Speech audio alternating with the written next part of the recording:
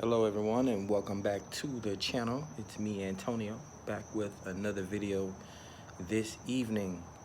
So just checking in with you guys. Hopefully you had a good day. Make sure you go through the week strong, say your positive affirmations, make sure that you're looking for opportunities and things like that to better yourself or to level yourself up or to just further your spiritual expansion. So what I wanted to talk about tonight, I wanted to kind of talk about farming a little bit and talk more about, fathers and sons and, deities and the way of life and the Holy Trinity and all those things like that. I'm going to get into it a little bit as much as I can in a short amount of time. So first I want to talk about farming.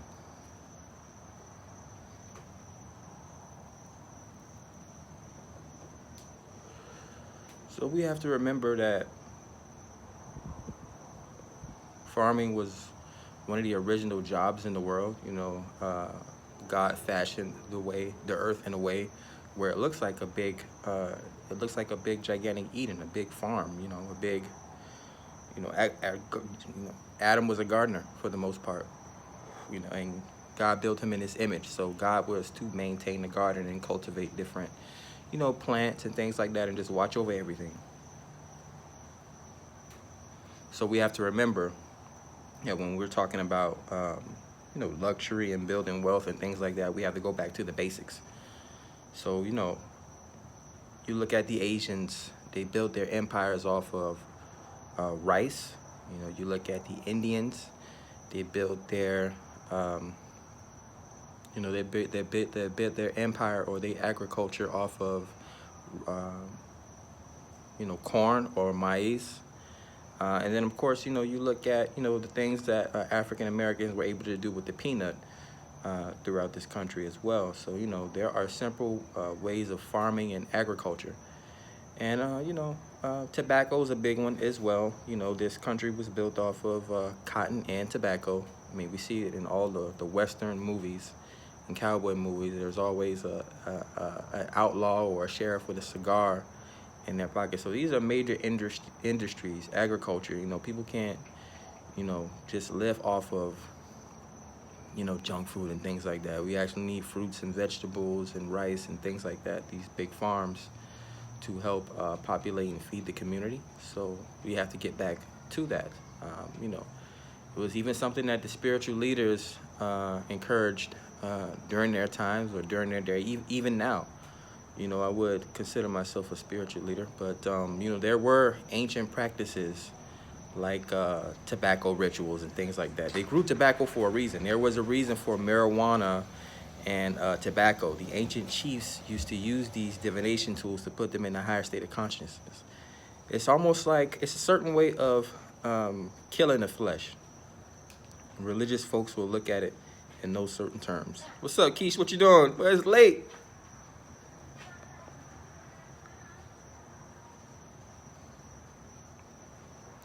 But you would have to, that's how you would have to think about it. You would have to think of the whole process of fasting, ritualistic cleansing. Sometimes that can take longer than just diving into divination tools. Okay. Yeah. Yeah, all right, you have fun? Hell no. I gotta stay home when to sleep. That's bullshit. You're home now. But that's how you want to perceive these things. Some people, some dark arts, or some would perceive it as dark arts, but they drink wine. I've witnessed Jewish people party, drink wine and brown liquor in temple. But it's a certain way of speeding up the so-called process of killing the flesh. You drink alcohol to put you in altered states of mind. You smoke tobacco to put you in altered state of mind. You smoke marijuana.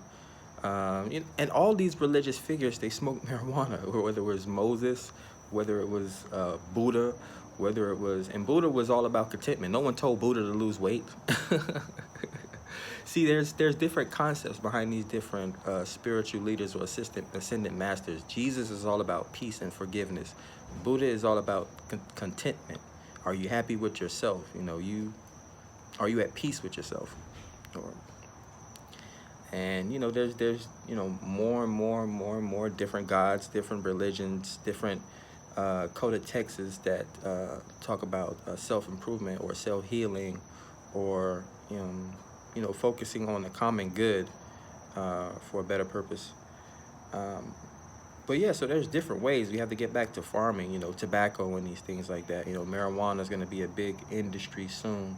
You know, what do people have to do during COVID other than sit in their houses and drink alcohol and things like that? You know,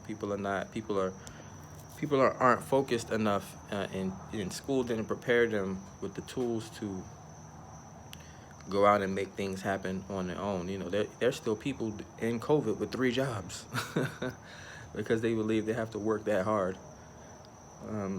But yeah, you know, that's usually how it goes. You know, Shiva, you know, people don't like to admit Shiva smoked marijuana. You know, that's how he was able to sit still for 30 days or 40 days and 40 nights without moving. He was stoned the entire time.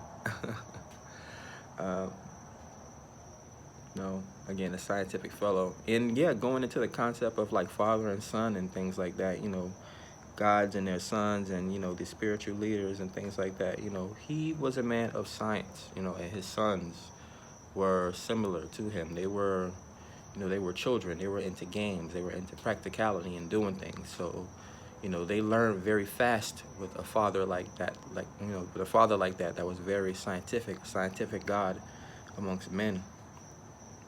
You know, his child one time started wagging his finger at him, so he chopped his son's finger off. He chopped his son's finger off, so his son learned not, you know, what was the, you know, the purpose behind, or not to be, you know, walking around pointing your finger at people or chastising people all the time. At even one point, you know, you know, again, this is a man of science. This is a man of doing, of knowing and experimenting and things like that.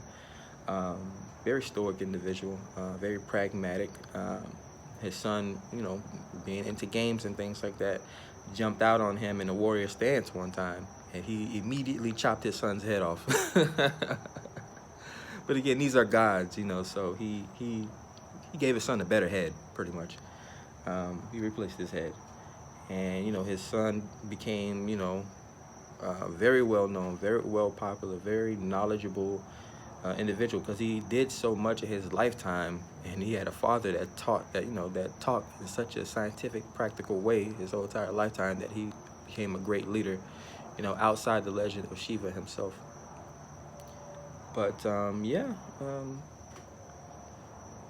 you know, the whole Kirk Franklin and his son thing is just another example of, you know, when Jesus was dying on his cross and he forsake his father and was crying out for help. You know, he just got tortured nearly to death, and people are stabbing him in his stomach.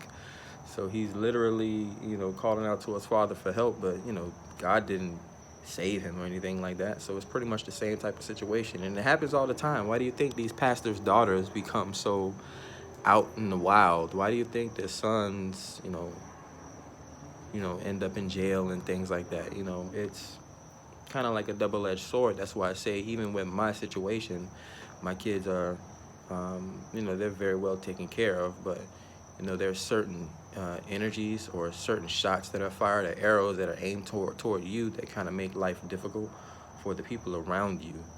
So you know, it all, you know, it's just another one of those catchphrases, or another one of those snapshots in social media history, where people get to see a pastor, just like when I heard Donald Trump talk about the things that he talked about on his, you know, behind the scenes leaked tapes and things like that. People shouldn't be surprised by things like this when they see, you know, even leaders, because leaders have to deal with a lot.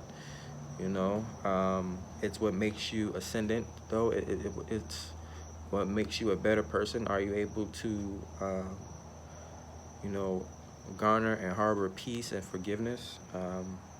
The problem is people in this world can't lead themselves, so they'll always look to a president or some type of leader, or you know, someone to help them make the decisions for them. So you know, there's always going to be leaders and presidents and things like that to help guide people. That's what they're there for. But people need to realize that everything that they need is inside of them.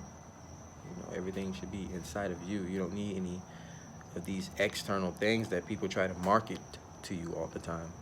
People just have to take the time to learn themselves, man. But yeah, that's all I wanted to talk to you guys about today. I'm still learning more about farming and things like that, and just growing plants. There's some plants in the back. I'll probably show you guys some of the plants in the backyard one day. But yeah, and fathers in their sons and things like that. That's the whole curse of Ham parable in the Bible. Fathers being able to trust their sons, and sons being able to trust their fathers, and sons outing their fathers and things like that. That was the whole thing. And then you have this whole situation here. It's proven track record. Again, there's nothing new under the sun. History repeats itself. These things happen over and over and over and over again. So people are out there trying to recreate the wheel where they're not even bettering themselves. And they're not, and then we're all human at the end of the day. Even the angels are flawed in a certain reason, just to put it lightly. They want to be here on earth, but they can't be here on earth because they're not allowed to come here and meddle in, move the karmic wheel, meddle in human ideals and things like that. So, we are the ones here that's blessed with the present, that's blessed with bodies, and are blessed with the power to change and move the heavens and things like that. So it's just, it all depends on your perspective and your concept of life and how far people have come within themselves. Sometimes it's quicker for some. Sometimes it takes a little bit longer.